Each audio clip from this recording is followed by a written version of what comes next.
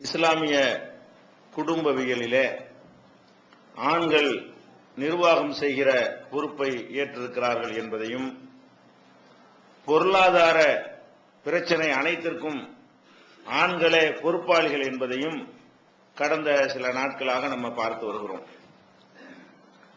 ஆண்கள் குடும்பத்தை நிர்வகிக்க கடமைப்பட்டிருக்கக்கூடிய ஆண்கள் எந்த ஒரு கட்டத்திலையும் தங்களுடைய மனைவிமார்களை வேலைக்கு அனுப்பி அவர்களுக்கு இரட்டை சுமையை சுமத்தி அவர்களுடைய இயல்புக்கு மாறான ஒரு கஷ்டத்தை கொடுத்து விடக்கூடாது.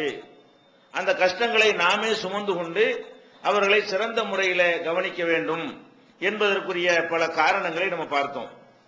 பொதுவாக இஸ்லாமியர்களை பொறுத்த வரைக்கும் இந்த பெண்களை வேலைக்கு அனுப்புறது என்பதில் கூடுதலாக நம்ம கவனமாக இருக்க வேண்டும். ஏன்னு கேட்டா, அந்த வேலைக்கு அனுப்பக்கூடியவர்கள் எதற்காக அனுப்புகிறார்கள் என்று சொன்னால், ரெண்டு பேருடைய சம்பாத்தியம் சேர்ந்தா செழிப்பா வாழலாம். பணம் தான், பணத்தை தவிர ஒரு எந்த நோக்கமும் கிடையாது. இப்ப ஆண் சம்பாதிக்கிற மாதிரி இன்னொரு மடங்கு பெண் மூலமாக வறுமையானால் குடும்பம் நல்லா செழிப்பா இருக்கும், சொத்து சுகம் சேர்க்கலாம், வசதியை பெருக்கிக் கொள்ளலாம் என்ற ஒரு நோக்கத்திற்காகத்தான் எல்லாரும் வேலைக்கு அனுப்புகிறார்கள். இது மற்றவர்கள் இப்படி எல்லாம் உலகத்துடைய பொருளாதார கணக்கு போடுறது என்பது அவங்க உலகத்தை மட்டும் அடிப்படையாக கொண்டவங்க, அது ஒரு பெரிய ஆச்சரியமானது இல்லை. ஆனா நம்மளை பொறுத்த வரைக்கும், முஸ்லிம்களை பொறுத்த வரைக்கும் நீங்கள் புரிந்து கொள்ள வேண்டும், அல்லாஹ் ரிஸ்க் தரக்கூடிய அல்லாஹ் நமக்கு பரக்கத்து என்ற மறைமுகமான ஒரு அருளை தருகிறான்.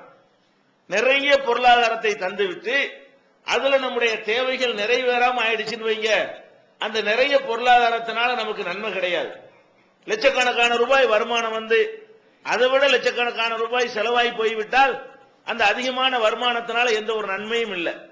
10,000 ரூபாய் வருமானம் 12,000 ரூபாய் செலவானா அதுக்கு அந்த 10,000 ரூபாயினால அது நன்மை இருக்குதா? 5,000 ரூபாய் வருமானம் 4,000 ரூபாய் செலவானா அது நன்மை, 1,000 ரூபாய் மிச்சமாகும். அப்ப முஸ்லிம்களை பொறுத்த வரைக்கும் அல்லாஹ் இந்த பொறுப்பு ஆண்கள் மீது சுமத்தி இருக்கிறான் இல்லையா? இதை யாரெல்லாம் கொள்கையளவுல ஒத்துக்கொண்டு நடக்கிறார்களோ அவங்களுக்கு அல்லாஹ் செய்யற உதவி என்னன்னு கேட்டா, மறைமுகமான ஒரு அருளை செய்கிறான். ஆண்கள் மாத்திரம் நம்ம சம்பாதித்து மனை மக்களை காப்பாற்றுறோமே, நம்ம இருக்கக்கூடிய ஒரு செழிப்புல ஆணும் பெண்ணும் வேலை செய்யக்கூடிய சமுதாயம் இல்லை. நீங்க கணக்கெடுத்து நீங்கள் பார்த்துக் கொள்ளலாம். பெண்களை வேலைக்கு அனுப்பி அவங்களையும் சம்பாத்தியம் பண்ணி மனுஷன் எப்படி கணக்கு பண்றான்? 2 சம்பாத்தியம், 2 சம்பளம், ஆம்பளை சம்பளம் பொம்பளை சம்பளம் சேர்ந்தா நம்ம 30 ரூபா 40 ரூபா கிடைக்கும், அதை வச்சு நல்லா சொகுசா இருக்கலாம் என்றெல்லாம் நினைக்கிறார்கள். ஆனா அவர்களை பார்த்தீர்களே, ஆனால் அந்த சம்பளத்துக்கு உரிய அளவுல அந்த செழிப்பு தெரியுமா? செழிப்பு தெரியாது. அவங்களுடைய வாழ்க்கையில ரொம்ப சிரமங்களை தான் அனுபவிப்பார்கள். நம்ம ஒரு ஆண் மட்டும் ஒரு 5,000 படிக்காத ஒரு சமுதாயம் வரை இருக்கிறோம். 5,000 6,000 ரூபாய் சம்பளத்துக்கு தான் நம்ம பெரும்பாலும் வேலை செய்யக்கூடியவர்களாக அதிகமான முஸ்லிம்கள் இருக்கிறார்கள். இந்த 5,000 6,000 ரூபாய் சம்பளத்தை வாங்கி கொண்டு அவனும் சாப்பிட்டு பிள்ளைகளையும் சாப்பிட கொடுத்து படிக்க வச்சு நகை போட்டு நல்லா தான் வச்சிருக்கான். நமக்கு அல்லாஹ் என்ன செய்யறான்? அந்த ஒரு ஆளுடைய சம்பாத்தியத்துல மனைவி மக்கள் தாய் தந்தை அத்தனை பேரும் சாப்பிட்டாலும் அதுல நம்முடைய தேவைகள் நிறைவேறுகிறது. நம்ம என்ன கணக்கு பண்ணிடக்கூடாது? தொகை அதிகமா வந்தா நல்லா இருக்கலாம் என்று முஸ்லீம் கணக்கு பண்ணவே கூடாது. தொகை அதிகமா குறைவாங்கிறது மேட்டரே கிடையாது. தொகை கொஞ்சமா இருந்தாலும் அல்லாஹ் அதுல பரக்கத்து செய்யறானா? 1 லட்ச ரூபாய் கொடுத்து 2 லட்ச ரூபாய்க்கு நோயை கொடுத்துட்டானா? 2 லட்ச ரூபாய்க்கு ஆபரேஷன் பண்ணிட்டானா? அந்த 1 லட்ச ரூபாய் கொடுத்து என்ன வேலை? அந்த 1 லட்ச ரூபாய் தராம இருந்தான்னு வைங்க, இந்த 2 லட்ச ரூபாய் நோயும் தரலன்னு வைங்க, மிச்சம் தானே? 1 லட்ச ரூபாய் கடனாளியா போயிடுறாங்களே. அப்ப நம்ம என்ன கணக்கு பண்ணணும்? அல்லாஹ் இப்படி ஒரு செட்டப்பை பண்ணி இருக்கிறான். கண்டிப்பா நம்முடைய வருமானத்துல பரக்கத்து செய்வான். நம்ம தொகை கம்மியா இருந்தாலும் நம்ம தேவை நிறைவேறும், நம்ம கஷ்டப்படுற மாதிரி வராது. அப்படிங்கிற முதல் விஷயத்தை என்ன செய்யணும்? இந்த பரக்கத்தை, அல்லாஹுடைய மறைமுகமான ஒரு பரக்கத்து என்ற அருள் இருக்கிறது என்பதை நம்ம நம்ப வேண்டும். எந்த அளவுக்குன்னா, நபிகள் நாயகம் ஸல்லல்லாஹு அலைஹி வஸல்லம் காலத்துல ஒருத்தர் முஸ்லிம் அல்லாத ஒருத்தர் தங்குறார். அவருக்கு சாப்பாடு கொடுக்க சொல்றாங்க. சாப்பாடுனா என்ன? அங்க ஜக்காத்துடைய ஒட்டகங்கள்லாம் கட்டி வைக்கப்பட்டிருக்கும். அதுல இருந்து பால் கறந்து கொடுக்கறதா உணவு. ஒட்டகத்துல இருந்து கறந்து கொண்டாந்து கொடுக்கறாங்க. ஒரு ஒட்டகம் எத்தனை லிட்டர் கொடுக்கும் தெரியல, அவளையும் குடிச்சுடுறாரு. குடிச்சு என்ன செய்யறாரு? இன்னும் கொஞ்சம் இருக்கான்னு கேட்கிறாரு. இன்னொரு ஒட்டகத்துல இருந்து கறந்து கொண்டாந்து கொடுக்கறாங்க, அதையும் குடிக்கிறார். இன்னொன்னு இருக்குமான்னு கேட்கிறாரு. இன்னொரு ஒட்டகத்தில இருந்து கறந்து கொண்டாந்து கொடுக்கறாங்க, அதையும் அவர் குடிச்சிடுறாரு. குடிச்சு நல்லா கவனிச்சாங்களேங்கிற சந்தோஷத்துல இஸ்லாமியர்களுடைய பண்பாடு பழக்க வழக்கம் எல்லாத்தையும் பார்க்கிறாரு. அடுத்த நாள் முஸ்லீம் ஆயிடுறாரு. முஸ்லீம் ஆன பிறகு அடுத்த நாள் அதே மாதிரி என்ன செய்யறாங்க, அவர் கொடுக்கறாங்க, ஒரு ஒட்டகத்துல கலந்து கொடுத்தாங்கல்ல பால், அதை அவர் குடிக்க முடியல, அதுவே குடிக்க முடியல, போதும் போதுங்கிறாரு. அப்ப ரசூல் ஸல்லல்லாஹு அலைஹி வஸல்லம் சொன்னாங்க, மூமின் இருக்கிறான, இறைவனை நம்பக்கூடிய ஒரு மூமின் ஒரு குடலில் சாப்பிடுகிறான், மூமின் இல்லாதவன் 7 குடலுக்கு சாப்பிடுகிறான். நம்ம ஒரு குடல்னா மற்றவங்களுக்கு 7 குடல்னு சொல்றாங்க. ரசூல் இந்த உதாரணத்தை பார்த்து விட்டு கண் முன்ன நடந்த இந்த அதிசயத்தை பார்த்துட்டு என்ன சொல்றாங்க, இது நீங்க ஆச்சரியப்படாதீங்க, நமக்கு அந்த ஒரு ஒட்டகத்தினுடைய பாலை என்ன செஞ்சிருது, வயிறு நிறைஞ்ச மாதிரி காட்டுறது, மனசு நிறைஞ்ச மாதிரி காட்டுறது, அதுல இருந்து கிடைக்க வேண்டிய சத்துக்கள் எல்லாம் கிடைத்து போய் விடுகிறது.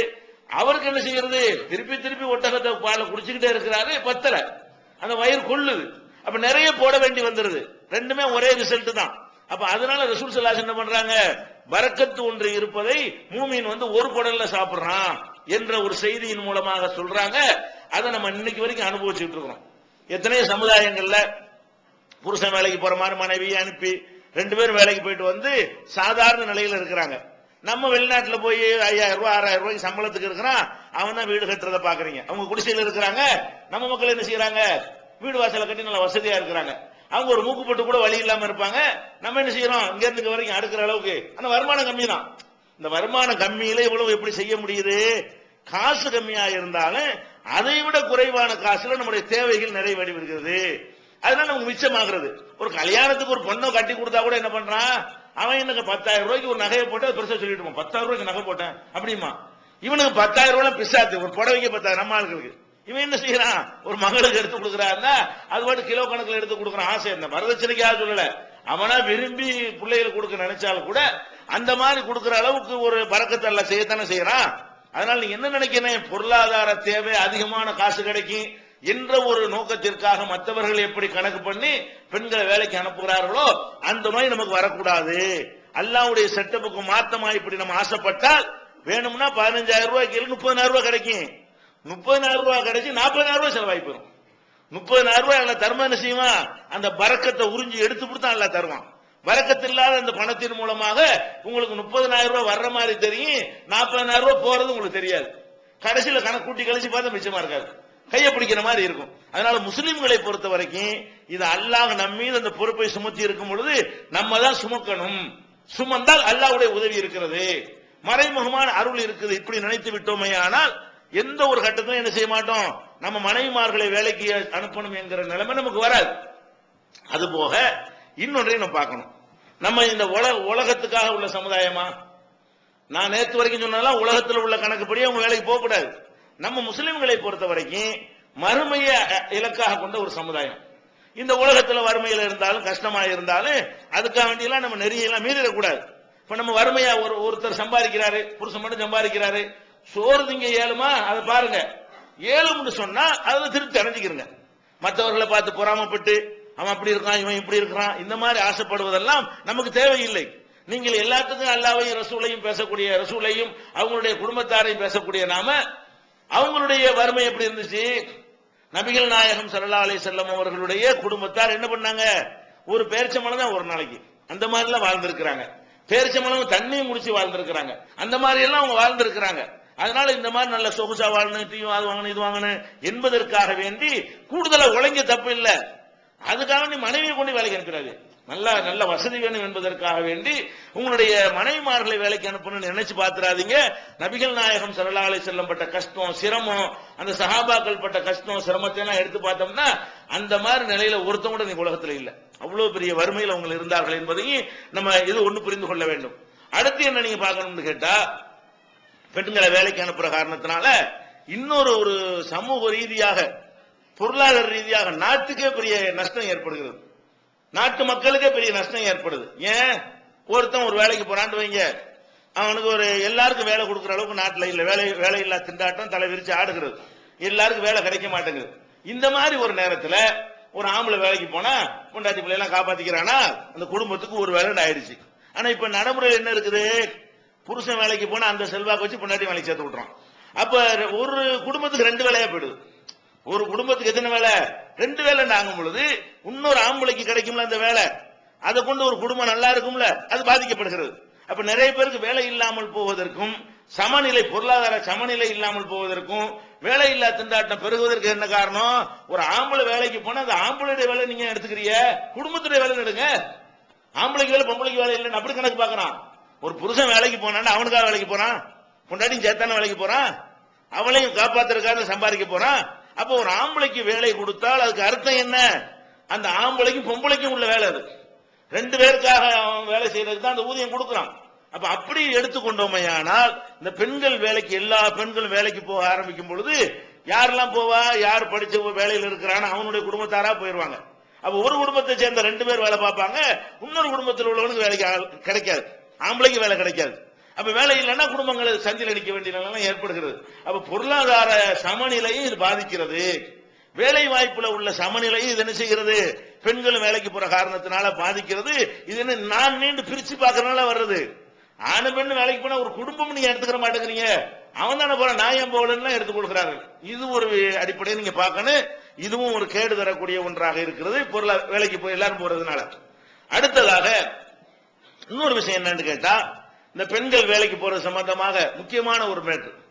அவங்க இயற்கையாகவே அவங்களுக்கு இந்த மாதவிடாய் நேரங்கள் இருக்கும் இல்லையா, அந்த நேரத்தில் அவங்க இயல்புக்கு மாத்தமா இருப்பார்கள்.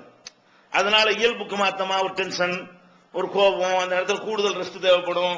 இந்த மாதிரி எல்லாம் எதிர்பார்க்கக்கூடியவர்களா இருப்பார்கள். வீட்டிலேயே இருந்தார்கள் வைங்க, அப்ப அவங்க நினைச்ச படுத்துக்கிடுவாங்க. சின்ன வேலையை செஞ்சுட்டு பெரிய அளவுல சமையல் வேலையில கொஞ்சம் குறைச்சிக்கிட்டு பல 5-6 வகையை செய்யறது 2 வகையில சுருக்கிட்டு என்ன செய்வாங்க, நினைச்ச நேரத்தில் ரெஸ்ட் எடுத்துக் கொள்ள முடியும். இந்த மாதிரி ஒரு நிறுவனத்தில் வேலைக்குன்னு போயிட்டார்களே, ஆனால் எல்லா நாட்களும் அவங்க வேலைக்கு போகணும். 20 நாள் 25 நாளைக்கு ஒழுங்கா வேலை பார்க்குற மாதிரி இருக்கும்.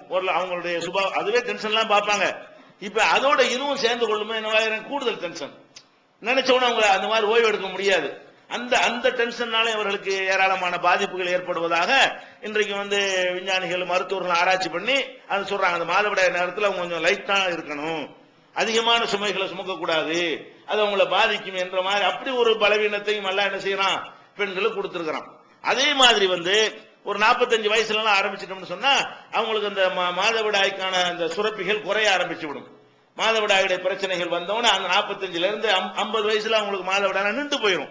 இந்த 45 to 50 வயசு உள்ள அந்த பருவம் இருக்குதுல, பயங்கரமான பிரச்சனைகள் பெண்களுக்கு வரும். ஆத்திரம் வரும், கோபம் வரும், உடல் அப்படி தலைகீழ உடல் மாறுதுல, உடல் சீரா இயங்கி கொண்டிருந்த ஒரு உடல்ல திடீர்னு ஒரு மாற்றங்கள் ஏற்படும் பொழுது அவங்களுக்கு பலவிதமான ஒரு நோய்கள்லாம் வரும், பலவிதமான பிரச்சனைகள்லாம் வரும். அதுல இந்த மென்சஸ் நின்று போன அந்த காலகட்டத்தில் என்ன ஆகும் கேட்டா அவங்களுக்கு வியர்வை சுரப்பி பயங்கரமா வேலை செய்ய ஆரம்பிச்சிடும். அப்படி ஏசியில உட்கார்ந்தாலும் வேர்த்து கொட்ட ஆரம்பிச்சிடும்.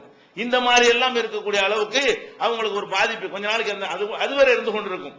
இப்படி எல்லாம் இருக்கிறவங்களுடைய வேலையை கொண்டு நிப்பாட்டி ஒரு அளவு வீட்டில் இருந்தாங்கன்னா அது மாதிரி ரெஸ்ட் எடுத்துக்கிடுவாங்க, அதுக்கு தகுந்தவாறு. அப்படி நிறைய இருக்கு. நீங்க இதெல்லாம் நீங்க ஆய்வு செஞ்சு பார்த்தீர்களே, ஆனால் இந்த மென்சஸ்னால அவங்களுக்கு அந்த என்னென்ன பிரச்சனைகள் வருகிறது, அது நிக்கக்கூடிய காலகட்டத்தில் பெண்கள் எத்தகைய பிரச்சனை எல்லாம் சந்திக்கிறாங்க. ரொம்ப திடீர்னு கோபம் வரும், எரிச்சல் வரும். அதே மாதிரி இந்த 45ல இருந்து 50 வயசு வரைக்கும் உள்ள மனைவியரை பெற்றவர்கள் அவங்க விஷயத்துல கூடுதலா என்ன செய்யணும், கேர் எடுக்கணும். ஏன் அந்த நேரத்தில் எப்பவும் மாதிரி அவங்களை எடுத்துக்க கூடாது. திடீர்னு உங்களை மாற்றம் அது நல்லா தானே இந்த மாதிரி திட்டால இந்த மாதிரி கோவப்படுறாங்கன்னு நினைச்சிடக்கூடாது. ஏன் நம்ம அந்த நேரத்தில் கொஞ்சம் பரிவு அதிகமாக்க வேண்டும். உடல் ரீதியா அவங்கள்ட்ட ஒரு மாற்றம் ஏற்படுற காரணத்தினால அவங்க நேற்று இருந்த மாதிரி இருக்க மாட்டார்கள். இந்த 45ல இருந்து 52 வயசு வரைக்கும் உள்ள பெண்களுடைய அந்த காலகட்டம் இருக்குதுல, அவங்களுக்கு பலவிதமான ஒரு டென்ஷனையும் கோபத்தையும் காட்டக்கூடிய ஒரு பருவமா இருக்கும். அப்ப அதனாலதான் இப்படி இருக்கிறாங்கன்னு புரிஞ்சுக்கணும். மற்ற நேரத்தில் நல்லா இருந்தவங்க கூட என்ன செய்வாங்க, அந்த நேரத்தில் ஒரு கோபமாகவும் நம்ம மேல அன்பு இல்லாதவர்கள் மாதிரியும் தென்படுற வகையில அவங்களுடைய நடவடிக்கைகள் இருக்கும்லாம் சொல்றாங்க. அப்ப இதையெல்லாம் கவனத்தில் கொண்டு பார்க்கும் பொழுது இஸ்லாம் ஆண்கள் மீது பொருளாதார அந்த சுமையை சுமத்தி இருப்பது ரொம்ப அறிவுபூர்வமானதாகவும் நாட்டுக்கு நன்மை செய்யக்கூடியதாகவும் மனித குலத்துக்கு நன்மை செய்யக்கூடியதாகவும் இருக்கிறது. இது போக பெண்கள் வேலைக்கு போறதுனால ஆம்புடைய வேலையும் பாதிக்குன்னு கண்டுபிடிக்கலாம். இவனா வேலை செஞ்சா சும்மா வேலை செஞ்சுட்டு இருப்பான், பொம்பளை கொண்டே வச்சா இவன் வேலையை செய்ய மாட்டேங்கிறான். பாதி பேர் என்ன செய்ய மாட்டேங்கிறான், ஒரு அலுவலகத்தில் ஆணை பெண்ணை கொண்டு வச்சேன்னு சொன்னா இவன் இருந்து பாக்குற வேலையை இவன் பார்க்கணுமா இல்லையா? இவனுடைய வேலையை டைவர்ட் பண்ணக்கூடிய விஷயங்கள் அங்க இருக்கும் பொழுது என்ன ஆயிடுது, அவன் அவனால் வேலை செய்யறது இல்லை, அங்க உட்கார்ந்து வேற மாதிரியான ஒரு சேட்டைகள் பண்ணக்கூடியதாக ஆண்களுடைய அந்த வேலை திறன் குறைந்து விடுகிறது சொல்றாங்க. ஆண்கள் மாத்திரம் இருக்கிற நிறுவனத்தில் எவ்வளவு வேலை பார்ப்பார்களோ, எவ்வளவு ஈடுபாடா பார்ப்பார்களோ, பொறுப்பாக பார்ப்பார்களோ, அதிலிருந்து என்ன செய்து பெண்களும் சேர்ந்து பெண்கள்னா அந்த மாதிரி ஒரு ஒரு வயசுல, ஒரு நடுத்தர வயசுல, ஒரு 18 இருந்து ஒரு 35 வயசுக்குள்ள உள்ள பெண்கள் பணியாற்றக்கூடிய இடத்துல வேலை செஞ்சான்னு சொன்னா இவனால என்ன செய்யறது இல்ல, வேலையில வந்து ஈடுபாடாக அவன் செய்வது கிடையாது.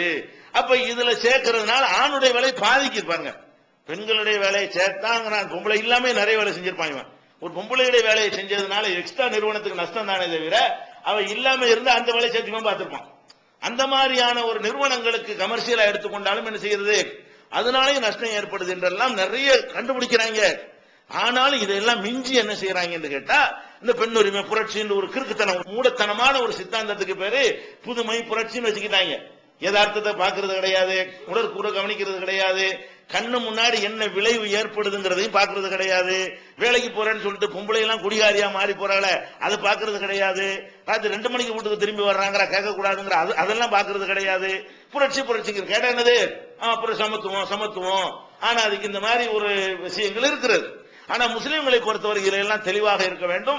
அப்ப பொருளாதார சுமை வந்து முழுக்க முழுக்க ஆண்களாகிய நாம தான் என்ன செய்யணும், ஏற்றுக்கொள்ள வேண்டும் புரிஞ்சுக்கணும்.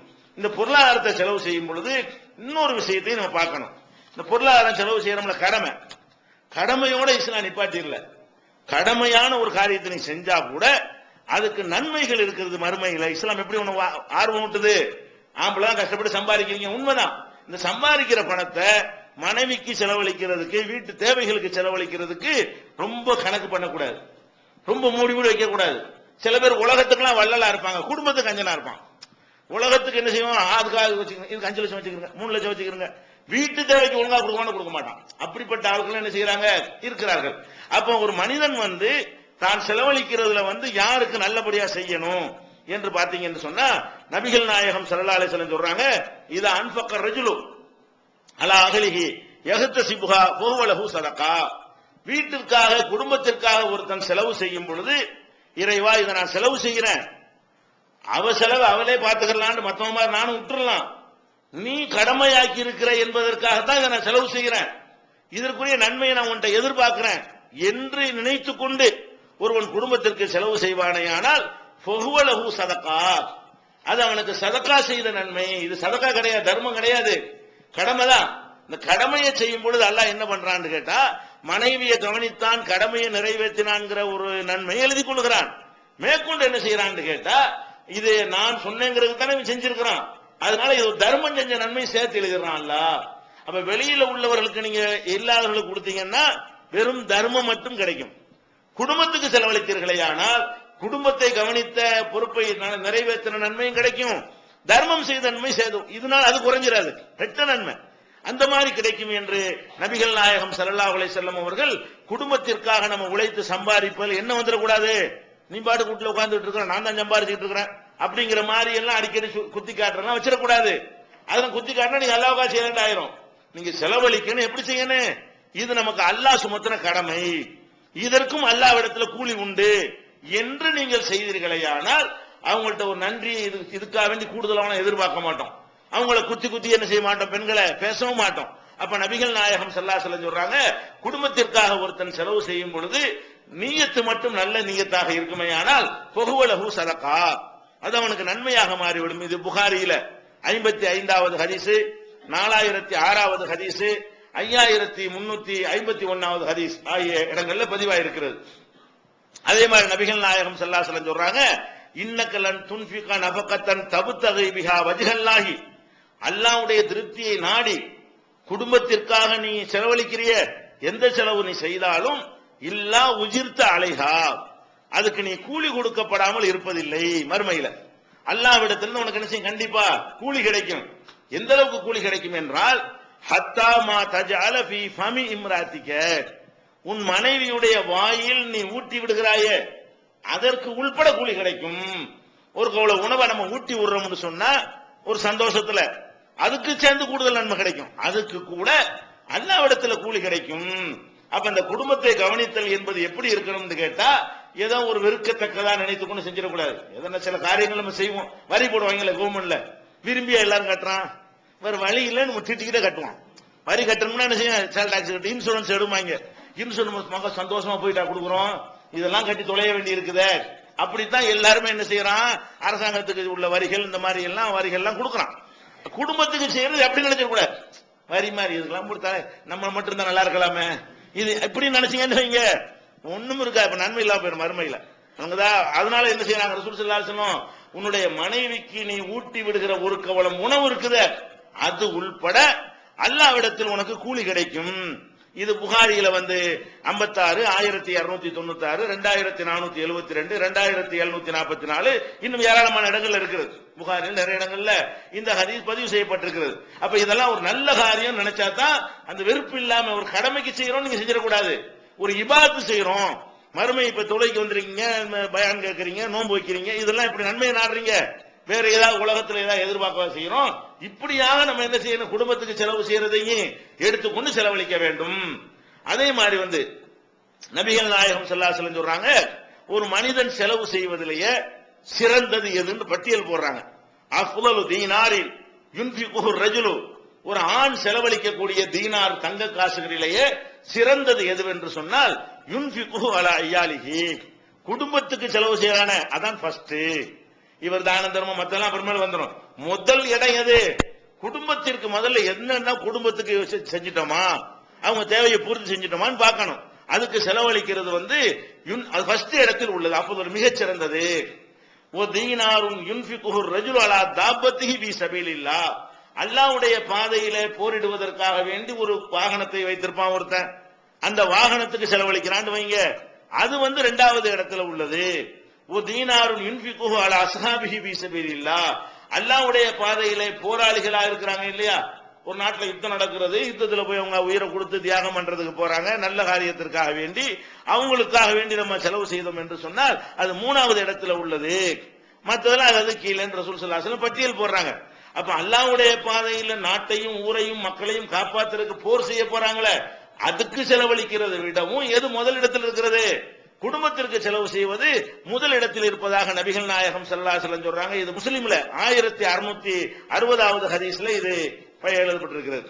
அதே மாதிரி நபிகள் நாயகம் ஸல்லல்லாஹு அலைஹி வஸல்லம் சொல்றாங்க, இதா ஆத்தல்லாஹு அஹதக்கும் ஹைரன், உங்கள அல்லாஹ் யாருக்காவது செல்வத்தை நல்ல பரக்கத்தாக தந்து விட்டான் என்று சொன்னால் ஃபல் யபுதா பி நஃப்ஸிஹி, முதல்ல தனக்கு செலவு செய்யணும்.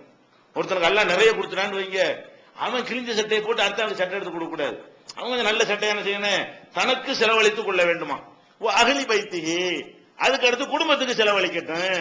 முசாபர் மாதிரி இருந்தா அர்த்தம் யாரும் கேட்க மாட்டான்ல, அது மாதிரி சில அப்படி நடக்குது. அல்ல நிறைய கொடுத்துட்டான்னு சொன்னா நம்ம வசதியா இருக்குது தெரிஞ்சிடக்கூடாது அப்படிங்கறதுக்கான என்ன செய்யறது, ரொம்ப உள்ளதுல எல்லாமே பார்த்தா எதுவுமே யூஸ் பண்ண ஒரு சாதாரண உன்னுடைய தன்மையில காட்டுவாங்க, அப்படி இருக்கக்கூடாதுங்கிறாங்க ரசூல் ஸல்லல்லாஹு அலைஹி வஸல்லம்.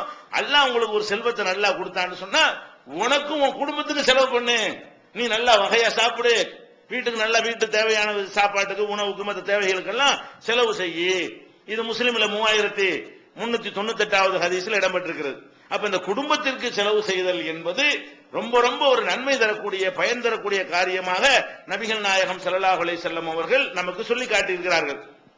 இன்னும் சொல்ல போனா அபூ தல்ஹா அவர்கள், அல்லாஹ் ஒரு குர்ஆன்ல ஒரு வசனத்தை அருளுறான், லன் தனாலுல் பிர்ர ஹத்தா துன்ஃபிகு மிம்மா துஹிப்பூன், நீங்கள் விரும்பக்கூடியதை செலவு செய்யற வரைக்கும் நீங்கள் நன்மை அடைய மாட்டீர்கள் அப்படின்னு ஒரு வசனம் வந்தவுடனே அபூ தல்ஹாங்கிற ஒரு சஹாபி, அவங்க ரசூலுல்லாஹ்வுடைய வீட்டுக்கு ஏத்த வீட்டுக்காரங்க.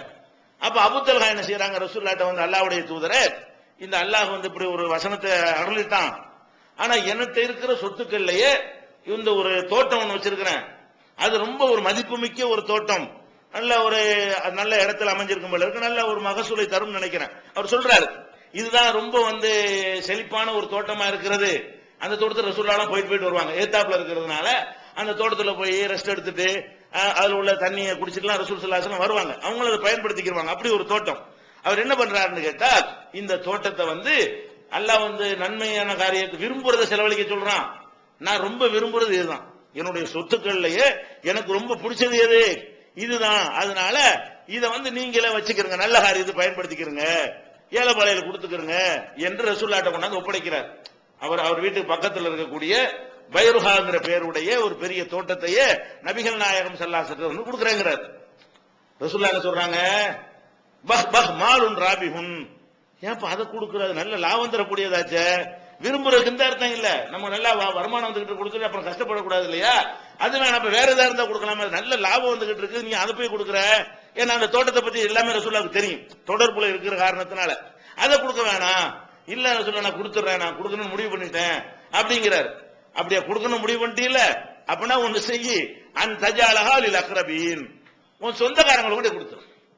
நீ 2 குணா தந்ததானே ஏழைகள் கொடுக்க சொல்ற, ஃபர்ஸ்ட் நீ என்ன செய்யி, இது நல்ல நல்ல காரியத்துக்கு நீ பயன்படுத்த நினைச்சேன்னு சொன்னா உன்னுடைய உறவினர்களுக்கு நீ என்ன செஞ்சு பார்த்து யார் யாருக்கு தேவையோ அவங்களுக்கு கொடுத்துக்க என்று நபிகள் நாயகம் ஸல்லல்லாஹு அலைஹி வஸல்லம் சொன்ன சம்பவத்தை பார்க்கிறோம். அப்ப இந்த குடும்பத்தாருக்காக வேண்டி நம்ம செலவழித்தல் என்பது தான தர்மங்களுக்காக செலவழிக்கிறதை விட ஒரு மேலானது. இதெல்லாம் கொடுத்த பிறகு அதுக்கு மேலே மிச்சமாக இருந்தா அதை நம்ம தான தர்மங்கள் செய்யலாம். இப்படி நம்ம நினைத்து இதுவும் தான தர்மத்தில் அடங்கும், இதுவும் நன்மையில அடங்கும், இதுக்கு மறுமையில கூலி கிடைக்கும் என்பதை நம்ம என்ன செய்யணும், புரிந்து கொள்ள வேண்டும். இது ஒரு விஷயம். அப்ப குடும்பத்துக்கு செலவு செய்யணுன்ற உடனே இன்னொரு சைடு இருக்கிறது. என்ன செய்யற, இதை ஆண்களுக்கு சொல்லிட்டோமா, பெண்கள் என்ன செய்ய சாக்குண்டு அவன்கிட்ட இருக்குதோ இல்லையே போட்டு கசக்கி குடும்பத்துக்கு செலவு செய்து தந்தாங்க எல்லாத்தையும் கொடு அப்படின்னு கேட்டக்கூடாது.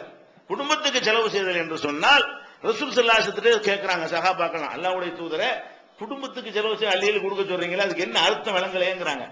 அப்ப ரசூல் ஸல்லல்லாஹு அலைஹி வஸல்லம் என்ன சொல்றாங்கன்னா, அத்ஐமுஹுன்ன மிம்மா தாக்குலூன், நீங்க சாப்பிடுறது அவங்களுக்கு சாப்பிட கொடுங்க. அதான் என்ன, அதுக்கு என்ன அர்த்தம், நீங்க எது சாப்பிடுவீங்களோ அது மாதிரி அவங்களுக்கு கொடுங்க. நீங்க சாப்பிடுறதே இவ்வளவுதான் உங்களுக்கு கெப்பாசிட்டினா அதுக்கு மேல கொடுக்க வேண்டிய அவசியம் கிடையாது.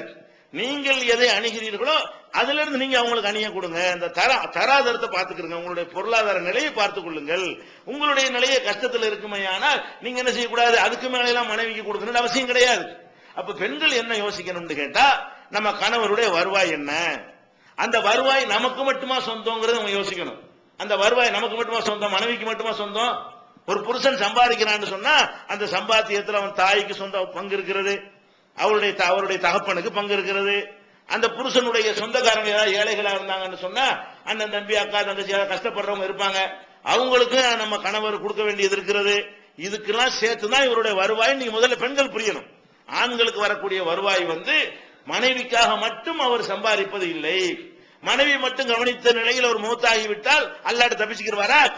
தாயை கவனிக்காம முதியோர் இல்லத்துல சேர்த்து விட்டுட்டு மனைவி மட்டும் கவனிச்சுட்டு இருந்தாருன்னா அல்லாஹ் தப்பிச்சுக்கிற முடியுமா?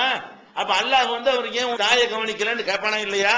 அப்ப நம்ம புருஷன் நரகத்துக்குள்ள தள்ளக்கூடிய வகையில நம்முடைய டிமாண்டுகளை வச்சிடக்கூடாது. நம்ம கணவனுடைய பொருளாதாரத்தை என்ன செய்யணும், முதல்ல வருவாய் என்னன்னு பார்க்கணும்.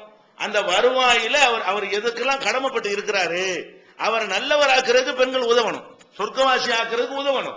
அவரை பாவியாக்குற அளவுக்கு என்ன செய்யக்கூடாது, நம்முடைய டிமாண்டுகளை அதிகப்படுத்தி சொந்தக்காரங்களுக்கு கொடுக்கறது எல்லாம் எடுத்து கஷ்டப்படுத்தி கொடுக்காத, இது மாதிரி எல்லாம் ஆக்கி செஞ்சிடாம இதை கவனித்துக் கொள்ள வேண்டும். கணவனுடைய குர்ஆன்ல கூட அல்லாஹ் ஒரு வசனத்துல சொல்லி காட்டுறார், அலல் மூஸி கத்ருஹு வ அலல் முக்திரி கத்ருஹு, வசதி உள்ளவன் அதுக்கு தகுந்தவாறு கொடுக்க வேண்டும், நெருக்கடியா உள்ளவன் அதுக்கு தகுந்தவாறு கொடுக்க வேண்டும் என்று அல்லாஹ் ரப்பல் ஆலமீன் பொருளாதாரத்தை பொறுத்த வரைக்கும் அவங்களுடைய வசதியை கவனத்தில் வைத்திருக்கிறான். கடன் வாங்கிட்டாவது கொண்டாந்து தாங்க கேட்கக்கூடிய ஆட்கள் இருக்கிறாங்க. பெண்கள் என்ன செய்யறாங்க, இவன்ட்ட எந்த ஒரு சக்தியுமே இருக்காது, இந்த பெருநாள் வருது, பெருநாளைக்கு துணிமணி எடுக்கணும், துணிமணி எடுக்கிறதா என்ன, 4 பேரை பார்த்து நம்ம பொறாமப்பட முடியாது. நம்ம புருஷனுடைய தகுதி என்னவோ அதுக்கு தான் ஆசைப்படணும். பக்கத்து வீட்டுல 20,000 ரூபாய்க்கு பட்டுப்புடம் எடுத்துட்டாங்க, அது மாதிரி எனக்கு எடுத்தாண்டு எல்லாரும் கேட்க முடியாது. அந்த சக்தி புருஷனுக்கு இருக்கான்னு பார்த்து என்ன செய்யணும், கேட்கணும். அப்ப அவன்கிட்ட இந்த சக்தி இல்லைன்னு சொன்னா வேண்டி இல்லைங்க, இருக்கிறவங்களுக்கு என்ன இருக்கு அது மாதிரி எடுத்து கொடுங்க, நீங்க நல்லதுதான் எனக்கு எடுத்துற போறிய என்கிற அளவுல கணவனை கஷ்டப்படுத்தாத வகையில் இருக்கணுமே தவிர அவனுக்கு சிரமத்தை கொடுத்தா என்ன செய்வான்னா அவன் போய் கடன் வாங்குவான், வட்டிக்கு போய் கடன் வாங்குவான். தௌஹீத்வாதியா இருந்தா வாங்க மாட்டான், இல்லைன்னா போய் என்ன செய்வான், வட்டி கடன் வாங்குவான், அல்லது முக்கியமான சொத்துக்களை போய் விற்பான். ஏதாவது ஒரு பல விஷயங்கள் நண்பர்கள்ட்ட போய் கடன் வாங்கிடுவான்.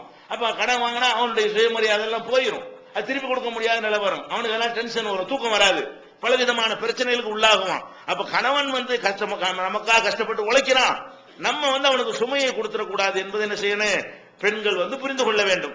அதுல இது ஒரு சைடாச்சா. அடுத்து என்னன்னு கேட்டா, சில பேர் நல்ல பறக்கத்தான் கொடுத்துருப்பான் நல்லா, ஆனாலும் வீட்டுக்கு கொடுக்குற எண்ணி கொடுப்பாங்க, அது போதுமானதா கூட இருக்காது. ரசூல் ஸல்லல்லாஹு அலைஹி வஸல்லம் ஒரு வருஷத்துடையதை கொடுத்துருவாங்க. ரசூல் ஸல்லல்லாஹு அலைஹி வஸல்லத்துக்கு என்னன்னா வருஷ வருமானம் தான் ஒரு தோட்டம் ஒன்று பதக்குங்கிற ஏரியாவுல அவங்களுக்கு ஒரு பெரிய தோட்டம் ஒன்று கிடைச்சது. அது போர்க்களத்தில் வர்றவங்களுக்கு பங்கிட்டு கொடுப்பாங்கல்ல, அதுல இருந்து வரக்கூடிய வருமானம் வரும். அது என்ன செய்வாங்க, ஒரு வருஷ தேவைக்கு உள்ளது எல்லாத்தையும் கொடுத்துருவாங்க. அதுக்கப்புறம் அந்த பெண்கள் தான் நிர்வகிச்சுக்குவாங்க எல்லாத்தையுமே. வருஷம் தான் அந்த பேரிச்சம்பழம் மகசூல் உற்பத்தி ஆகும் இல்லையா? உற்பத்தி ஆகி வர்ற வருமானத்தை வருஷத்துக்கு ஒருக்கா பிரிச்சு கொடுத்தோட சரி, மாசம் அதை டென்ஷன் பண்ணிக்கிற மாட்டாங்க. அப்படியெல்லாம் மாசத்துக்கு தேவையானதை வருஷத்துக்கு தேவையானதை மனைவிகள்கிட்ட கொடுத்து நிர்வாகம் பண்ணக்கூடியதும் ஒரு முறை. ரசூல் ஸல்லல்லாஹு அலைஹி வஸல்லம் அப்படிதான் பண்ண. அன்றாட சாப்பாட்டுக்கு போய் ரசூல் போய் கேட்க மாட்டாங்க, இன்னைக்கு சாப்பாட்டுக்கு அரிசிக்கு காசுத்தாங்க, உங்க குழம்பு காசுத்தாங்க. சில ஆளுக்கு அப்படி இருக்கிறாங்க. அன்னைக்கு உள்ளது அன்னைக்கு போய் ஒன்னு கேட்கணும். பெண்கள் என்ன செய்யணும்? அரிசிக்கு தனியா கொடுப்பாரு, எத்தனை கிலோ அரிசி, 1 கிலோ, நேத்து 1 கிலோ வாங்கினீங்க, 1/4 கிலோ மிச்சம் இருக்குமே, இப்படி கேட்கறாங்க இருக்கு. நேத்தான 1 கிலோ வாங்கினேன், அப்ப 3/4 கிலோ வாங்கின அன்னைக்கு போதும்ல என்றெல்லாம் சொல்லக்கூடிய அளவுக்கு என்ன இருக்கிறாங்க. இப்படி எல்லாம் ரொம்ப புடிச்சு செலவழிக்கக்கூடியவர்கள் இருக்கிறாங்க. இது ஒரு குடும்பத்துக்கு இல்லாட்டி பரவாயில்ல, அதான் உன்னுடைய தன்மை, உன் தகுதி அதுவா இருந்துச்சுன்னா அப்படி இருக்கணும், தப்பு கிடையாது. தகுதி எல்லாம் நல்லா தந்திருக்கும் போது இப்படி கொடுக்கறதுனால ஒண்ணு வராதுன்னு வந்தா மொத்தமா கொடுத்துட்டு அவங்க கையை கட்டிக்கிட்டு சேர்க்கட்டுமா, உனக்கு என்ன சேர்த்தானு 2000 ரூபாய் 3000 ரூபாய் செலவு 5000 ரூபாய் கையில கொடுக்க வேண்டியதானே, மிச்சப்படுத்தி அவங்க வச்சுக்கிட்டு இருப்பாங்க, வேற ஒண்ணும் செஞ்சிட மாட்டாங்க. உனக்கு தான் அது உதவ போகுது, உங்களுடைய பிள்ளை குட்டிகளுக்கு தான் அவங்க தரப்போறாங்க. உங்களுக்கு ஒரு நெருக்கடி வரும்போது உங்களுக்கு அந்த பணத்தை தருவாங்க. அதனால நீங்க என்ன நினைக்கக்கூடாது, மனைவிட்ட கொண்டு இந்த பொருளாதாரத்தை கொடுத்துடக்கூடாது, அப்படி நினைச்சிடக்கூடாது. அப்படி நடந்தால் உங்களுக்கு தேவையை நான் தரலன்னு சொன்னா, பொம்பளைகளுக்கு ஒரு உரிமை இஸ்லாம் கொடுத்திருக்கு. புருஷன் நல்லா பறக்கத்தா இருக்குது, 1000 ரூபாய் தேவை, 1000 ரூபாய்க்கு 500 ரூபாய் தர்றான் அப்படின்னு சொன்னா தெரியாம எடுத்துக்கலாமா? இது ரசூல் ஸல்லல்லாஹு அலைஹி வஸல்லம் சொல்றாங்க, கணவனுடைய காசை தேவைக்கு நியாயமாக எடுத்துக்கொள்வது மார்க்கத்துல அது திருட்டுல வராது, அது பாவத்துல. அல்லாஹ்வும் கேள்வி கேட்க மாட்டான். கோர்ட்ல கேஸ் போட்டாலும் இஸ்லாமிய அரசாங்கத்துல கேஸ் போட இயலாது. ஏன்? நபிகள் நாயகம் ஸல்லல்லாஹு அலைஹி வஸல்லம் அவங்கள்ட்ட ஹிந்து அவங்க வர்றாங்க. ஹிந்துனா யாரு? ஹிந்தாமாங்கல்ல, ஹிந்தா இல்ல பேரு, ஹிந்து தான் அவங்க பேரு. அந்த அபூ சுஃபியானுடைய மனைவி முஆவியா இருந்தாங்க இல்லையா, அவங்களுடைய தாயார் ஹிந்து. அவங்க ரசூலுல்லாஹ்ட்ட கணவரை பத்தி பின்னாடி இஸ்லாத்துக்கு வந்துட்டாங்க, ஹிந்து இஸ்லாத்துக்கு வந்துட்டாங்க, கணவர் அபூ சுஃபியான் இஸ்லாத்துக்கு வந்துட்டாங்க. அப்ப ரசூலுல்லாஹ்ட்ட வர்றாங்க, என்ன செய்யறாங்கன்னா, இன்ன அபா சுஃபியான ரஜுலுன் ஸஹீஹுன், அபூ சுஃபியான் புருஷன் பேர் சொல்லி தான் சொல்றாங்க. வணங்குதா, என்னுடைய கணவர் அபூ சுஃபியான் இருக்காரு, அவர் ரொம்ப கஞ்சத்தனமான ஒரு ஆளா இருக்காரு. ரசூலுல்லாஹ்ட்ட கணவரை பற்றி அந்த அம்மா கம்ப்ளைண்ட் பண்றாங்க. அப்ப என்ன கேட்கிறாங்கன்னா, ஃபஹல் அலைய ஜுனாஹுன் அன் ஆகுத மின் மாலிஹி சிர்ரன், அவர்கிட்ட தெரியாம நான் அவருடைய காசை எடுத்துக்கொள்வது எனக்கு கூடுமா? அவர் நிறைய காசுலாம் வச்சிருக்கிறாரு, ஆனா தரமாட்டேங்கிறாரு, தேவைக்கு தரமாட்டேங்கிறாரு, தெரியாம எடுத்துக்கலாமா கேட்கிறாங்க. அப்ப ரசூல் ஸல்லல்லாஹு அலைஹி சொன்னாங்க, குதி அன்தி வ பனூகி மா யக்ஃபீகி பில் மஅரூஃப், நீனும் உன் பிள்ளைகளும் உங்களுக்கு எவ்வளவு நியாயமா தேவையோ, நியாயம்னா 2 பக்கத்து எல்லாத்தையும் கவனிச்சு, முதல்ல உனக்கு தேவையா இருக்கணும், 2வது அவரை பாதிக்காத அளவு இருக்கணும், இதெல்லாம் நியாயத்தில் அடங்கிடும். நியாயமான முறையில் உனக்கு எவ்வளவு தேவையோ அதை எடுத்துக்கொள், அது தப்பு கிடையாதுங்கிறாங்க. இது புகாரில 2211, 2460, 5359, 5364, 6640, இன்னும் நிறைய இடங்கள்ல இருக்கிறது. அப்ப இதுல என்ன வழங்குறது? வீட்டு தேவைகளுக்கு கணவர் போதுமானது கொடுக்கல என்று சொன்னால் அவர் வைத்திருப்பதை நம்ம என்ன செய்யலாம்? மனைவிமார்கள் அவ்வளவு உரிமை இஸ்லாத்துல போய் வேலைக்கு போறீங்க, எப்படிப்பட்ட உரிமை தந்திருக்கு? போதுமானதை தரலன்னு சொன்னா உங்க பொருள் மாதிரி எடுத்து செலவழிச்சுக்கிற வேண்டியதுதான், இதெல்லாம் கேட்க தேவையே கிடையாது. அதே நேரத்தில் நீங்க அமானிதம் வாங்கி வச்சிருப்பான், தெரிஞ்சு எடுக்கணும். ஏதோ ஒரு ஆளுடைய ரூபாய் கொண்டாந்து வாங்கி வச்சிருப்பான், திருப்பி கொடுக்கறதுக்கு அதை சுட்டு முடியலன்னா மணி பரிசுல வச்சிருப்பான் வெளியே போறதுக்காக வேண்டி, அது இருக்குன்னு நினைச்சிட்டு ஹோட்டல்ல போய் உட்காருப்பான், நீங்க சுட்டிருந்தீங்களா அங்க போய் அதெல்லாம் பாத்துக்கணும். வழங்குதா? அதை எடுக்கிறதுனால அவனை பாதிக்காததுனால இருக்கு, அதான் நியாயம்ங்கிறது. நியாயம் என்னது? இவருடைய பணம் தானா, மிதமிஞ்சி தான் இருக்குதா, வேற அப்படிலாம் தெரிஞ்சு அதெல்லாம் கண்டிப்பா தெரியும். மனைவிக்கு புருஷனுடைய எல்லா விதமான நல்லது கெட்டதும் தெரியும். அது மாதிரி இருந்தால் என்ன செய்யலாம்? எடுத்துக்கொள்ளலாம். கணவனுடைய பணத்துல எப்படிப்பட்ட உரிமை கொடுத்திருக்குன்னா கேட்காம கூட எடுத்துக்கொள்ளலாம் அப்படிங்கிற மாதிரி இருக்கிறது. அதே மாதிரி இந்த உணவுப் பொருள்களை பொறுத்த வரைக்கும் தான தர்மம் செய்யறது, சொந்தங்களுக்கு கொடுக்கறது, இதுகள் எல்லாம் புருஷன்ட்ட பர்மிஷன் இல்லாம கொடுக்கலாம். வீட்டுல சோறாக்குறீங்க, நல்ல பிரியாணி போடுறீங்க, அக்கா வீட்டு கொஞ்சம் கொடுத்துருங்க, தப்பு கிடையாது. இதுக்கெல்லாம் கணவன்ட்ட பர்மிஷன் கேட்க வேண்டியது இல்ல. வழங்குதா? 1 கிலோ போட்டு ஆக்குறதுக்கு போல 2 கிலோ போட்டு ஆக்கி என்ன செய்யலாம்? அக்கா வீட்டுக்கு, தங்கச்சி வீட்டுக்கு அது மாதிரி கொடுத்து விடுங்க, கேட்கற தர்மம் செய்யுங்க. இதெல்லாம் கணவன்ட்ட கேட்கவே வேண்டியது இல்ல. கேட்காம நீங்க செஞ்சா அதுக்கு தர்மம் கூலி இருக்குங்கிறாங்க ரசூல் ஸல்லல்லாஹு அலைஹி வஸல்லம். கணவருடைய உணவுப் பொருளுக்கு தான் இதுக்கா இது, அதுக்காக நீங்க உள்ள நகையை தூக்கி தங்கச்சி கொடுத்து விட்டுறக்கூடாது, ரூபாய் எடுத்து கொடுத்து விட்டுறக்கூடாது. அது எதுக்கு மட்டும் உள்ளது? ரசூல் ஸல்லல்லாஹு அலைஹி வஸல்லம் உணவுப் பொருள் மட்டும் சொல்றாங்க. இதா அன்ஃபகத்தில் மரஅத்து மின் தஆமி பைத்திஹா, அவள் வீட்டில் உள்ள உணவுப் பொருள்களை ஒரு பெண் செலவழித்தாலேயானால், கைர முஃப்சிதத்தின், அவனை நாசமாக்குற மாதிரி இல்லாமல், அவனை புருஷன் அவன் நாசமாக்கி தொலைகிற மாதிரி இருக்கிற 4 மூட்டை அரிசி தூக்கி கொடுத்து விட்டுட்டு அவனை போய் சந்தில விடுற மாதிரி அப்படி பண்ணிடக்கூடாது. அது இல்லாம அவன் நாசமாக்காத வகையில் அவள் செலவழிப்பாளையானால் கானலகா அஜுருஹா பிமா அன்ஃபகத், அவள் செலவழித்ததற்காக அல்லாஹ்விடத்தில் அவளுக்கு கூலி இருக்கிறது. கூலி ஜௌஜிஹா அஜ்ரும் பிமா கஸப, அவன் சம்பாதிச்சதுனால அவனுக்கும் கூலி இருக்கிறது. இவனுடைய பொருளாதாரத்தில் இருந்து எடுத்து உணவுப் பொருள்களுக்கு என்ன மார்க்கம் அனுமதி கொடுத்திருக்கு? பெண்கள் யாருக்கு வேண்டாலும் கொடுக்கலாம். எந்த அளவு கொடுக்கலாம்? ஏன்னா உணவுப் பொருளை கணக்கு பண்ண மாட்டாங்கல்ல. சோறாக்கி இருக்கு, பிச்சைக்காரன் வாசல் வந்துட்டான், போன போட்டு கேட்டு ஒரு பிச்சைக்காரன் நிக்கிறான், கொடுக்கலாமான்னு கேட்க முடியும்? இது உணவு பசி கேட்டு வர்றான், இதெல்லாம் கணக்கு பண்ணி நம்ம ஆக்க மாட்டோம். 4 பேர் இருந்தா 5 பேருக்கு தான் நம்ம ஆக்குவோம் சமையல் பண்றது. 6 பேர் இருந்தா ஒரு 10 பேருக்கு தான் நம்ம சமையல் பண்ணுவோம். இது கொஞ்சம் எது எதிர்பார்த்து கொடுப்போம்? 4 பேர் திடீர்னு வந்துருவாங்க, யாருக்கா கொடுக்க வேண்டி இருக்கு, இந்த மாதிரி வரக்கூடிய கணவர் யாரா கூட்டிட்டு வந்துருவாரு, இதெல்லாம் கணக்கு பண்ணி கரெக்டா திட்டமிடலாம் யாரும் செய்ய மாட்டாங்க, கூட தான் இருக்கும். அப்ப இதெல்லாம் உணவுப் பொருள்களை யாராவது தர்மம் கேட்டு வந்தாங்கன்னா கொடுக்கலாம், சொந்த பந்தங்களுக்கு கொடுத்து விடலாம். இதுக்கெல்லாம் ஒண்ணுக்கு போய் என்ன செய்யக்கூடாது, பர்மிஷன் கேட்டுட்டு இருக்க அவசியம் கிடையாது.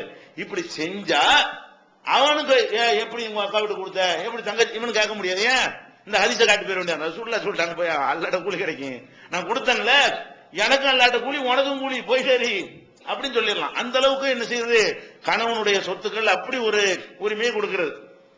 அதே மாதிரி உம்மு சலமா யாரு? ரசூல் ஸல்லல்லாஹு அலைஹி வஸல்லம் மனைவி. அப்ப ரசூலுல்லாஹ்வுடைய மனைவியா இருந்தாலும் அதுக்கு முன்னாடி அவங்க அபூ சலமாவுக்கு மனைவியா இருந்தாங்க. அபூ சலமா மூலமா அவங்களுக்கு பிள்ளைகள்லாம் இருந்தது. உம்மு சலமா அவங்களுக்கு ரசூல் ஸல்லல்லாஹு அலைஹி வஸல்லத்துக்கு முன்னாடி வேற ஒருத்தர் அபூ சலமாங்கிற கணவர் இருந்தாரு. அந்த கணவர் மூலமா பிள்ளைகள்லாம் வச்சிருந்தாங்க. அந்த நேரத்தில் கணவர் இறந்தவன ரசூலுல்லாஹ் என்ன செய்யறாங்க, அபூ சலமா மேல ரசூலுல்லாஹ்க்கு ரொம்ப பிரியம். அந்த ஒரு வகையில அவங்களே போய் என்ன செய்யறாங்க, கல்யாணம் பண்ணிக்கிறாங்கன்னு வைங்களேன். அப்படி உம்மு சலமாவை திருமணம் செய்யும் பொழுது உம்மு சலமாவுக்கு பிள்ளைகள் இருந்தார்கள். அவங்களுக்கு அந்த முந்தின கணவன் மூலமாக உள்ள பிள்ளைகள் எல்லாம் இருந்தார்கள்.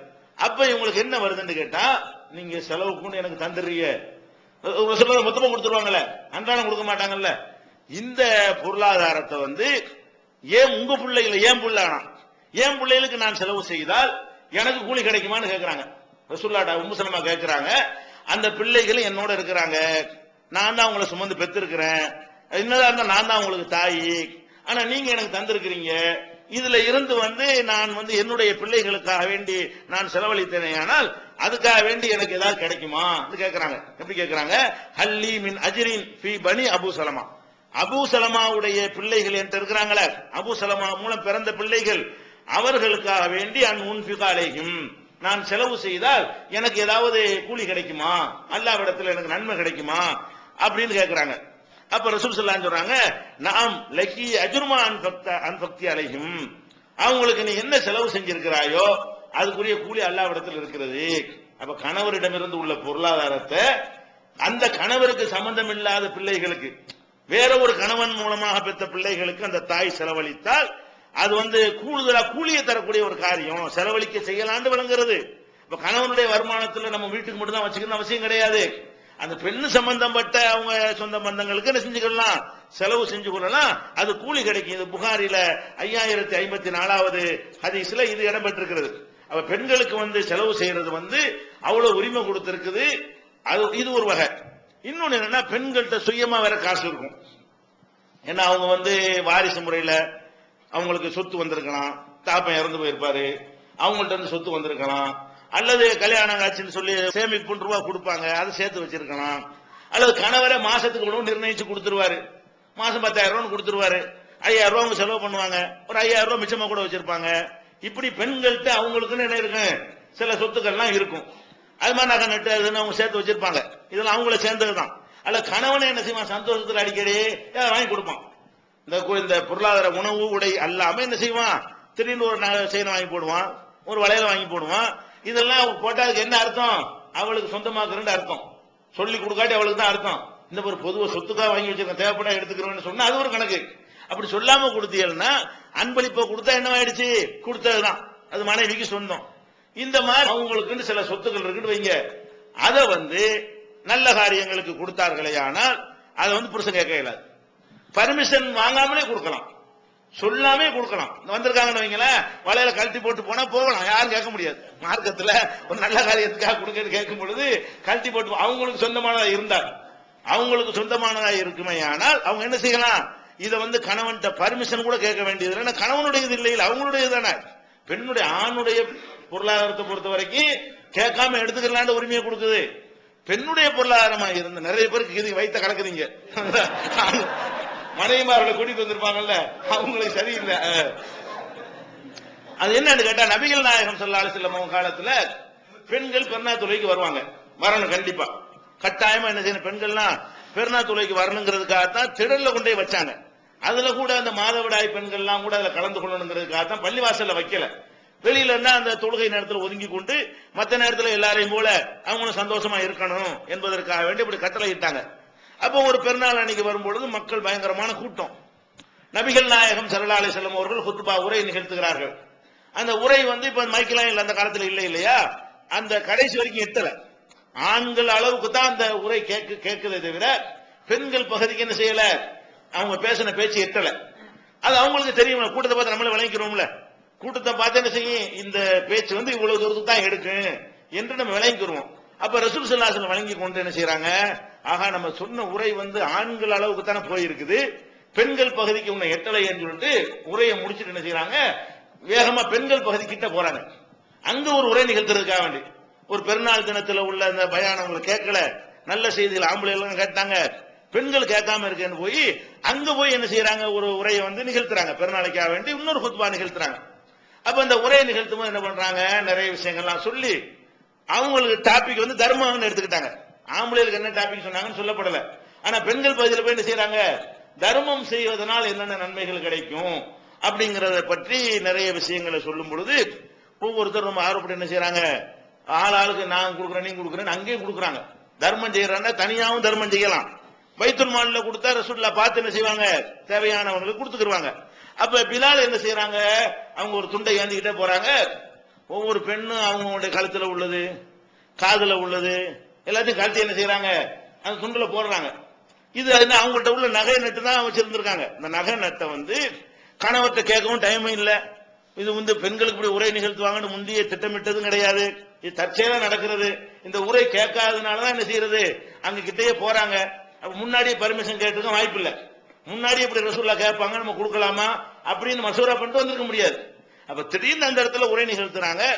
திடீர்னு அந்த பெண்கள் என்ன செய்யறாங்க, அவங்களே அல்லாஹ்வுக்கு பயந்து மறுமை நன்மை எதிர்பார்த்து அவங்கள்ட்ட இருந்த பொருள்களை என்ன செய்யறாங்க, என்னென்ன வச்சிருக்கிறாங்களோ அதை எடுத்து போடுறாங்க, உங்களால ஏண்டதை போடுறாங்க.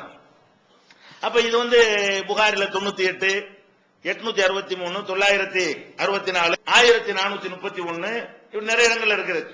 அப்ப இந்த ஹதீஸ்ல நம்ம என்ன வழங்குறோம், பெண்கள் தங்களுக்கு சொந்தமான பொருளாதாரத்தை தங்களுக்கு சொந்தம்னா புருஷன் இருந்து கூட கிடைச்சிருக்கலாம், அவங்களுக்கு சொந்தம் ஆக்கியிருப்பான், அது அவங்க பொருளாதாரம் தான்.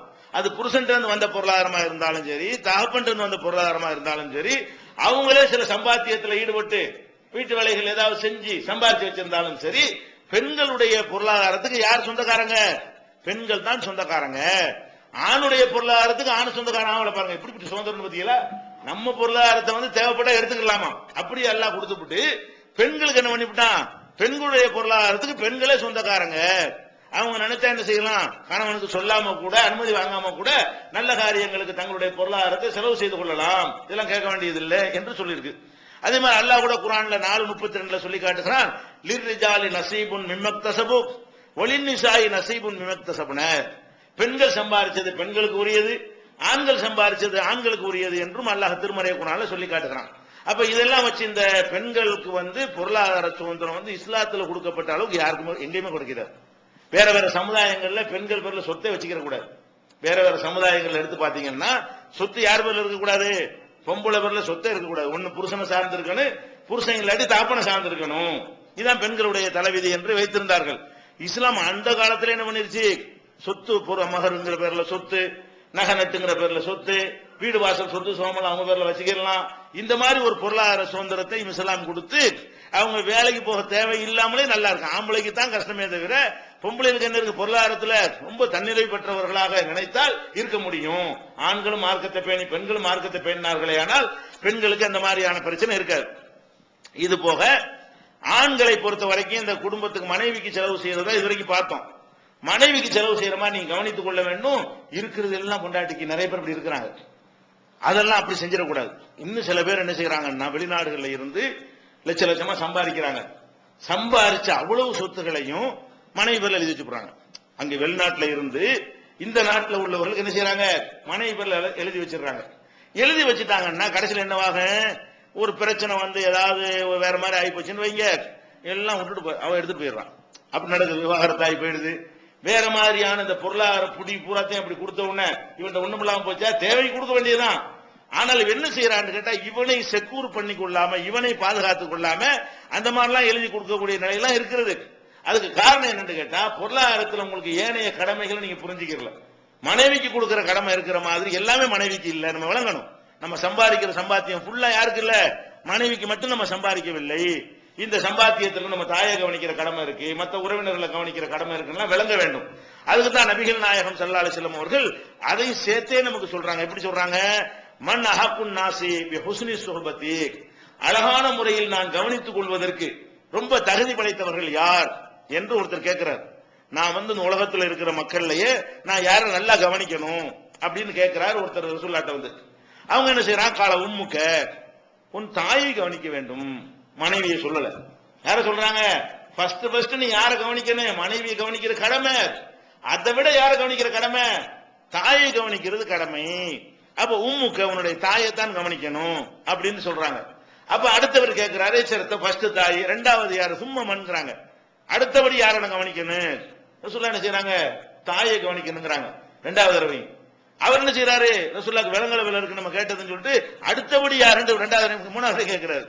ரசூலுல்லாஹ் என்ன செய்யறாங்க, அடுத்ததும் தாய் தாங்கிறாங்க. தாய்க்கு அடுத்துன்னு ஒண்ணு இல்லையா.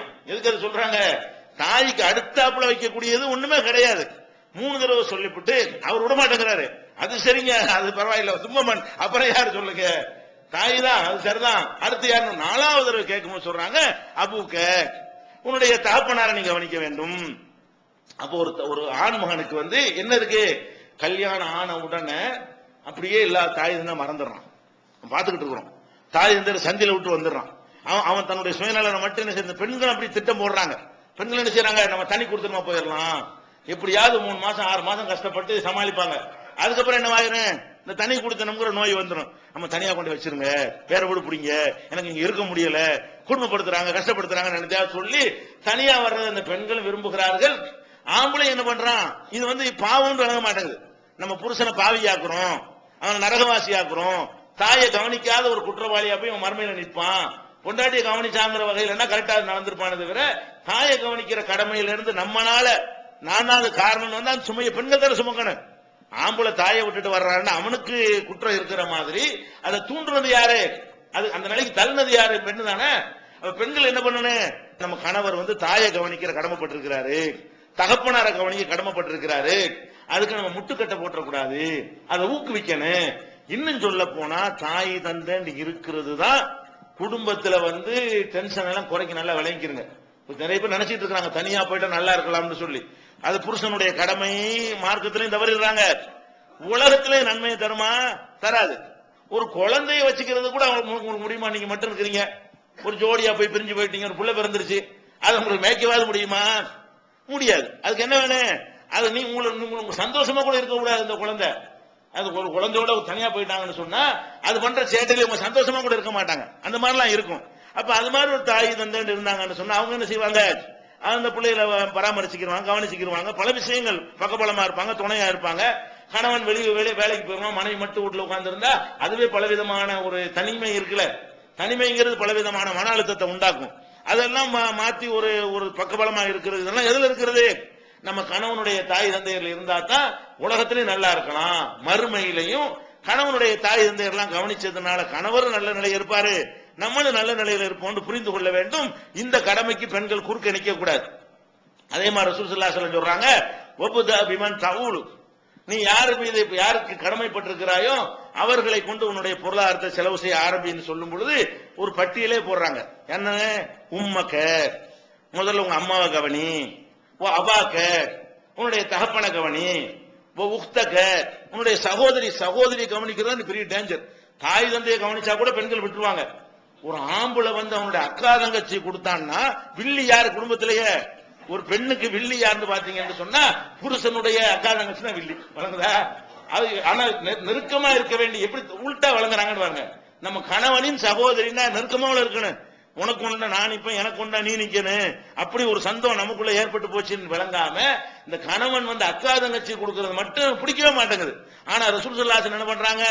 உன்னுடைய ஃபர்ஸ்ட் உன்னுடைய தாயை கவனி, அப்புறம் தகப்பனை கவனி, உக்தக உன்னுடைய சகோதரியை கவனி, அகாக்க உன்னுடைய சகோதரனை கவனி, சும்மா அதுனாக்க அடுத்தடுத்து நெருக்கமானவர்களை கவனி என்று நபிகள் நாயகம் ஸல்லல்லாஹு அலைஹி வஸல்லம் அவர்கள் ஆண்கள் மீது மனைவியை கவனிக்கிறத மட்டும் சுமத்தவில்லை, தாயை கவனிப்பதை சுமத்த நம்ம சொல்லணும். நல்ல பெண்மணி யாரு? ஏங்க நீங்க கொடுக்கல அம்மாக்கெல்லாம் எடுத்து கொடுத்துட்டீங்களா? அம்மாக்கெல்லாம் கொடுத்தாச்சா? தங்கச்சிக்கெல்லாம் கொடுத்தீங்களா? ஏதாவது கேட்கணும். நல்ல பெண்மணி யாரு? அப்பதான் கணவன் வந்து அல்லாட்ட பாவி ஆக மாட்டான். அப்ப அவனு குடும்ப வாழ்க்கை சந்தோஷமா இருப்பான். மனைவி நல்ல மனைவி பெற்றிருக்கிறோம் அப்படின்னு மன ரீதியா அவனுக்கு திருப்தி ஏற்படும். இதை நம்ம கவனிக்க வேண்டும். அல்லாஹ் திருமறை குர்ஆன் எடுத்துக்கிட்டீங்கன்னா அல்லாஹ்வுக்கு இணை கற்பிக்காதீங்கன்னு ஒரு வசனம் இருக்கும்ல, பல இடங்கள்ல குர்ஆன்ல இருக்குது. அதுல எல்லாத்துலயும் இரண்டாவது என்ன சொல்லுவான்? அல்லாஹ்வுக்கு இணை கற்பிக்காதீர்கள், வபில் வாலிதைனி இஹ்சானா, பெற்றோரை நல்லபடியா கவனிங்க. அல்லாஹ்வுக்கு இணை கற்பிக்காதீங்கன்னு சொல்லிட்டு அடுத்த கட்டளை என்ன இருக்கு குர்ஆன்ல? பல இடங்கள்ல இந்த வசனம் குர்ஆன்ல இருக்கிறது. வபில் வாலிதைனி இஹ்சானா, தாய் தந்தையரை அழகான முறையில் நினைஞ்சுக்கிறங்க, கவனிச்சுக்கிறங்க. சாஹிபுஹுமா ஃபித் துன்யா மஅரூஃபா, இந்த உலகில வந்து அழகான முறையில உன் தாய் தந்தையரோட தோழமையா இருந்துக்க, நட்பா இருந்துக்க, உறவா இருந்துக்க என்றெல்லாம் வந்து கட்டளை இருக்கிறது.